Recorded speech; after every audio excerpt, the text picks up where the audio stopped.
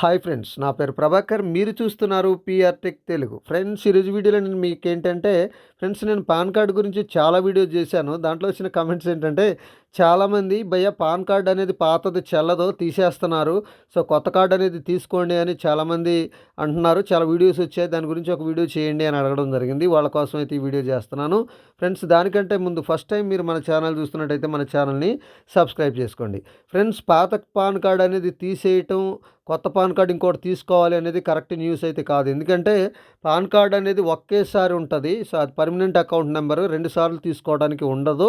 So ఒకవేళ దీనికి సంబంధించిన మిస్టేక్ ఏంటంటే, చాలామంది ఇప్పుడు అనుకునేది ఏంటంటే పాత పాన్ కార్డు తీసేసి ఇంకొక పాన్ కార్డు తీసుకోవాలని చాలామంది అనుకుంటున్నారు. దీని ఉద్దేశం ఏంటంటే, పాన్ కార్డు పాత పాన్ కార్డు అంటే ఆధార్‌తో లింక్ కాని పాన్ కార్డ్ ఏదైతే ఉందో ఆ కార్డ్‌ని యాక్టివేట్ చేసుకోవాలి మీరు. చేసుకుంటే మీకు ఇంకొక పాన్ కార్డ్‌తో అవసరం లేదు. సో చాలామంది ఏంటంటే ఆధార్‌కి లింక్ కాకుండా పాన్ కార్డ్ ఆధార్ కార్డు లేకముందు ఓటర్ ఐడీయో లేకపోతే ఏదో ఇంట్లో ఏదో ప్రూఫ్ పెట్టేసో పాన్ కార్డ్ తీసుకున్న వాళ్ళు ఉంటారు. వాళ్ళు ఏంటంటే లేటెస్ట్ ఆధార్ కార్డ్‌కి లింక్ చేయరు. అప్పుడు ఏమైందంటే అది పాత పాన్ కార్డ్ కింద లెక్క వస్తది కదా! సో వాళ్ళ కోసం గవర్నమెంట్ ఏం చేసిందంటే ఈ పాత పాన్ కార్డ్ తీసేసి కొత్తది తీసుకోండి అని చెప్పింది గానీ, సో అది తీసేసి కొత్తది తీసుకోవడం కాదు. దాన్నే ఆధార్‌తో అనుసంధానం అనేది చేసుకోవాలన్నట్టు.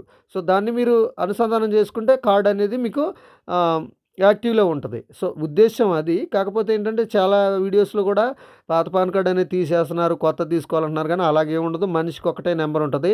పాన్ నెంబర్ అంటేనే పర్మనెంట్ అకౌంట్ నెంబర్ అంటారు. ఒకటే నెంబర్ ఉంటది. 2 నెంబర్లు అయితే ఉండవన్నట్టు. ఒకవేళ మీకు 2 నెంబర్లు ఉంటే కామెంట్ సెక్షన్‌లో కామెంట్ చేయండి. సో దానికి ఆ 2 నెంబర్లు ఉంటే ప్రాబ్లమ్ ఏంటి?